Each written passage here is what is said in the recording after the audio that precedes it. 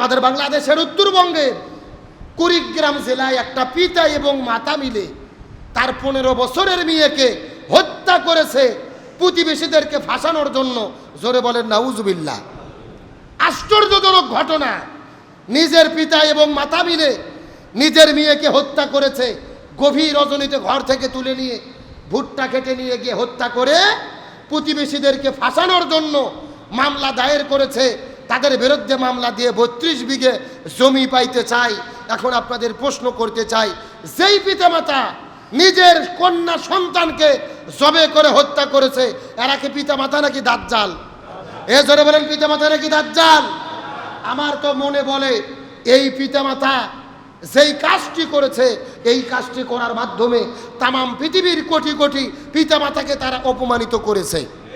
আমরা সরকারকে বলি, এদেরকে শুধু গ্রেপ্তার নয়, এমন দৃষ্টান্তমূলক শাস্তি দেন যাতে করে ভবিষ্যতে কোনো পিতামাতা সন্তানের লোভে পড়ে, সম্পদের লোভে পড়ে সম্পদ পাওয়ার জন্য নিজের সন্তানের উপরে জুলুম করতে না পারে। এর বিচার হওয়ার দরকার আছে না নাই? আমার প্রিয় বন্ধুগণ, মুসলমান ভাইরা, গভীর মনোযোগ। একটা সন্তানের কত দাম, একটা সন্তানের কত মর্যাদা, একটা সন্তানের কত মূল্য। বিবাহ হওয়ার পরে 1 বছর, 2 বছর, 4 বছর ধরে, 5 বছর ধরে ঘর সংসার করেছে, অথচ সন্তান পৃথিবীতে হয় না। এমন দম্পতি আমাদের সমাজের মধ্যে আছে না নাই? আরো জোরে বলেন। শুধু 5 বছর নয়, 10 বছর পার হয়ে গেছে, বিয়ের বয়স হয়েছে, আল্লাহর কাছে কান্না করে করে করে করে ডাকে, আল্লাহ তাদেরকে সন্তান দেয় নাই। এমনও দম্পতি আছে 40-50 বছর ধরে বিবাহ করেছে, স্বামী স্ত্রী মিলে ঘর সংসার করে, কিন্তু আল্লাহ তাআলা তাদেরকে সন্তান দেয় নাই। ওই মানুষগুলো বোঝে সন্তানের কত দাম, সন্তানের কত মূল্য। হসপিটালের মধ্যে ঘোরে, এক মেডিকেল থেকে আরেক মেডিকেলে দৌড়ায়, ডাক্তারদের কাছে বলে যদি কোনো সন্তানের খোঁজ পাওয়া যায় আমাদেরকে একটা সন্তান দেবে। তার কারণ আমাদের জীবনটা ব্যর্থ হয়ে যাবে যদি সন্তানের মুখ থেকে আমরা বাবা মা ডাক শুনতে না পারি। এই দুনিয়া দিয়ে কি হবে, সম্পদ দিয়ে কি হবে, জমি দিয়ে কি হবে, বাড়ি দিয়ে কি হবে, যদি আমাদের সন্তান না থাকে আর যদি তাদের মুখ থেকে মা আর বাবা ডাক শুনতে না পারি। সুতরাং আমি মনে করি যেই বাবা মা এই সন্তানের মূল্য বুঝলো না, মাত্র 15 বছর বয়সে জান্নাতি নামক মেয়ে 9 ক্লাসে পড়াশোনা করে তাকে ঘর থেকে বের করে ভুট্টো ক্ষেতের মধ্যে নিয়ে গিয়ে যেই বাবা মা সম্পদের জন্য নিজের সন্তানকে আঘাত করে করে হত্যা করে জমিন থেকে বিদায় করে দিয়েছে, আমার মনে বলে এরা বাবা মা হতে পারে না, এরা আইএমএ জাহিলিয়াতকেও তারা হার মানাইছে। আমরা তো জানি রসুলের জামানায়, রসুল পৃথিবীতে আসার আগে সেই জামানায় কন্যা সন্তানদেরকে জীবন্ত হত্যা করা হতো। আর আজকে সেই রসুলের জামানার 1500 বছর পরে ডিজিটাল সিভিলাইজেশনের জামানায় শুধুমাত্র জমি পাওয়ার জন্য বাবা মা আর চাচি মিলে সন্তানকে যারা হত্যা করলো, এরা মা নয়, এরা বাবা নয়, এরা বাবা মা নামের কুলাঙ্গার। আমার যে বন্ধুগণ, মুসলমান ভাইরা, গভীর মনোযোগ লক্ষ্য করুন। লোকমান হাকিম আলাইহিস সালাম তার সন্তানদেরকে নিয়ে ওই গভীর মরুভূমির মধ্যে যখন বিপদের মধ্যে পড়ে গেলেন, বিপদ থেকে কেমনে রক্ষা পাবেন, কয়েকদিন পার হয়ে গেল। কয়েকদিন পার হয়ে যাওয়ার পরে লোকমান হাকিম আলাইহিস সালাম তার সন্তানটাকে বিছানার মধ্যে শোয়াই রাখার পরে হাউমাউ করে করে করে করে লোকমান হাকিম আলাইহিস সালাম কান্না করা শুরু করলেন। আল্লাহর কাছে ডাকতে বলেন, আল্লাহ আমার সন্তানকে আপনি বিপদ থেকে রক্ষা করেন। তার কারণ চিৎকার করে বলেন তো, বিপদ থেকে যিনি রক্ষা করতে পারেন তিনি কি? আরো জোরে বলেন। এইরকম ভাবে কান্না করে করে দোয়া করেন।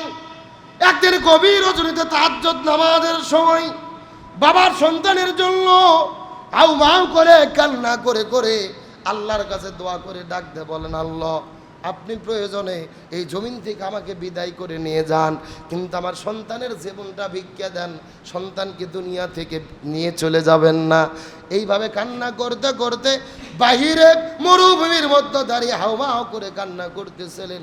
এমন সময় লক্ষ্য করে দেখে লোকমান হাকিমের ছেলে গভীর রজনীতে তাদের তাঁবুর ভেতরে হঠাৎ করে আলো বের হলো, নূরের মতো আলো বের হয়ে চমকানো শুরু করলেন। এই দৃশ্য দেখার পরে লোকমান হাকিমের ছেলে লক্ষ্য করে দেখে এমন একটা মানুষকে দেখা যায় যেই মানুষের পুরো শরীরের মধ্য থেকে নূরের মতো আগুন আর আলোগুলো চমকায় চমকায় চমকায় বের হতেছে। এই দৃশ্য দেখার পরে লোকমান হাকিমের ছেলে বড় আশ্চর্য হয়ে গেল। ওই যেই লোকটা এসেছেন তিনি ডাকতে বলে, হে লোকমানের ছেলে, তুমি কি আমাকে চিনতে পেরেছো নাকি?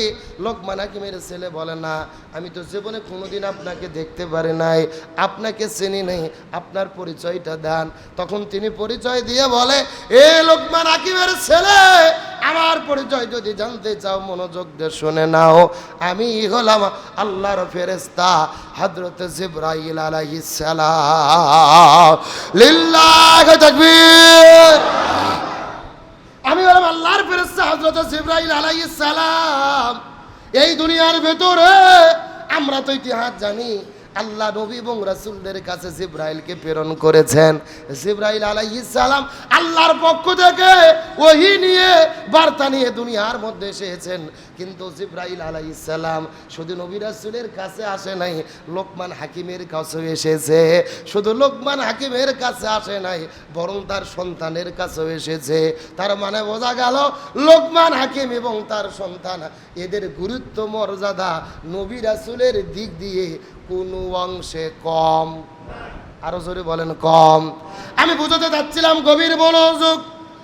হযরত জিবরাইল আলাইহিস সালাম ডাকতে বলে, হে লোকমানের ছেলে, আমি হলাম আল্লাহর ফেরেশতা জিবরাইল। তোমার বাবা আল্লাহর কাছে দোয়া করেছে, দোয়াটা মঞ্জুর হয়েছে। আমি তোমার কাছে এসেছি তোমার চিকিৎসা দেওয়ার জন্য।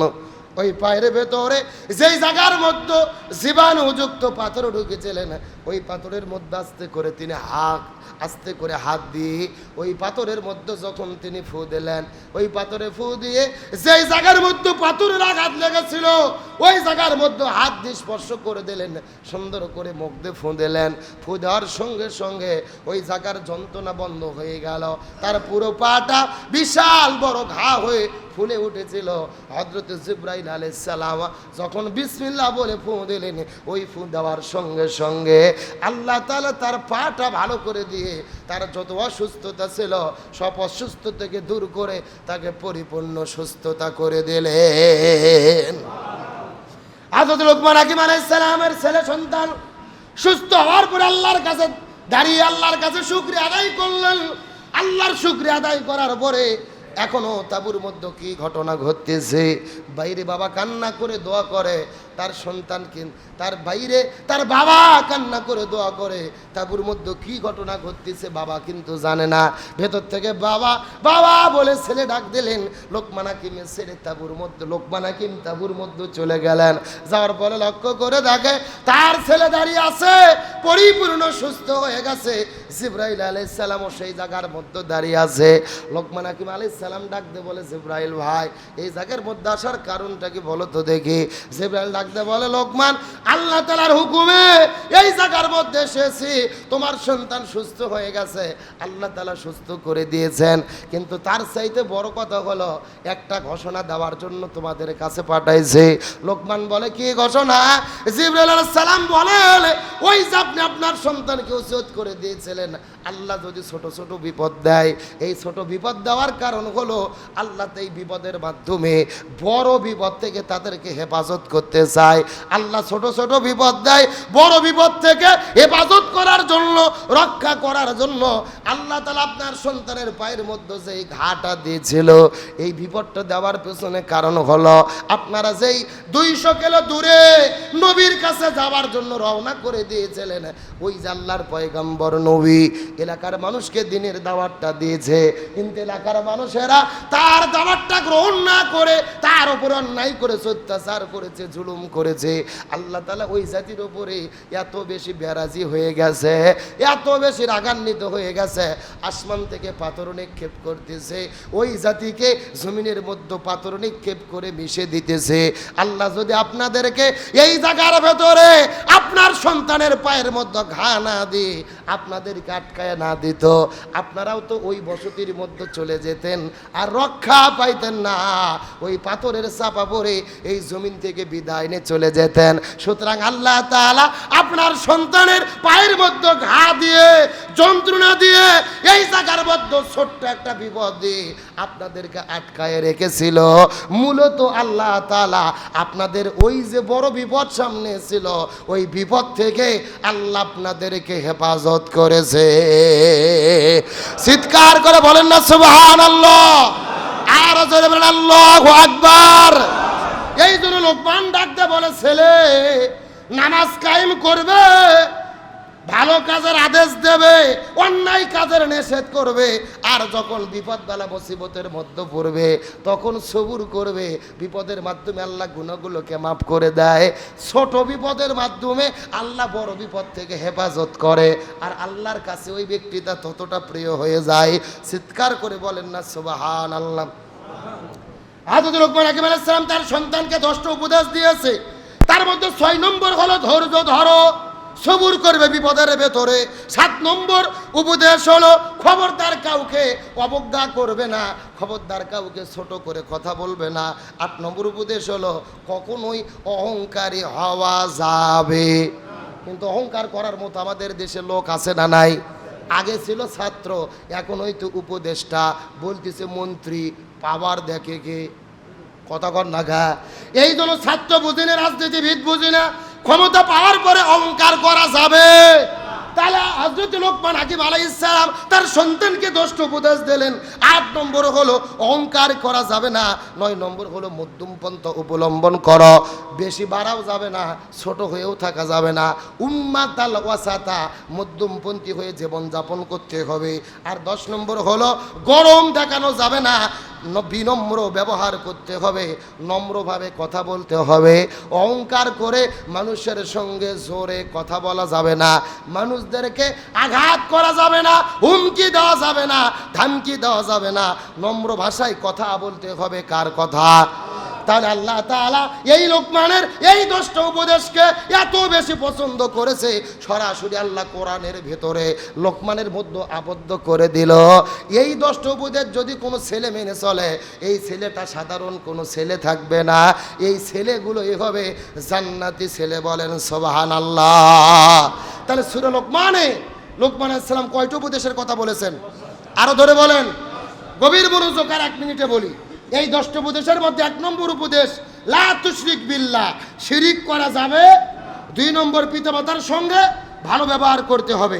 3 নম্বর পিতামাতা যদি কোরআন সুন্নাহ বিরোধী কোনো আদেশ দেয়, এই আদেশ মানে যাবে, এই হুকুম মানা যাবে। 4 নম্বর হলো নামাজ কায়েম করতে হবে। 5 নম্বর উপদেশ সৎ কাজের আদেশ দিতে হবে, অসৎ কাজে বাধা দিতে হবে। 6 নম্বর উপদেশ ধৈর্য ধারণ করতে হবে। 7 নম্বর উপদেশ কাউকে অবজ্ঞা করা যাবে না। 8 নম্বর উপদেশ অহংকার করা যাবে না। 9 নম্বর মধ্যম পন্থা অবলম্বন করতে হবে। 10 নম্বর নম্র ব্যবহার করতে হবে। সরাসরি কোরআনে এই 10টা উপদেশ আল্লাহর ভালো লাগার কারণে কোরআনে লিপিবদ্ধ করে দিয়েছে। লোকমান তার ছেলেকে 10টা উপদেশ দিয়েছে, আমাদেরও ছেলেদের জন্য এই 10টা উপদেশ পালন করার দরকার আছে না নাই? তাই আসুন আমরা 10টা উপদেশ মেনে চলি। আল্লাহ তাআলা আমাদের প্রত্যেকে কোরআনে বর্ণিত লোকমান হাকিমের দেওয়া তার ছেলেকে এই 10টা উপদেশ পালন করার মতো আল্লাহ আমাদের তৌফিক দান করুক। বলেন আমিন।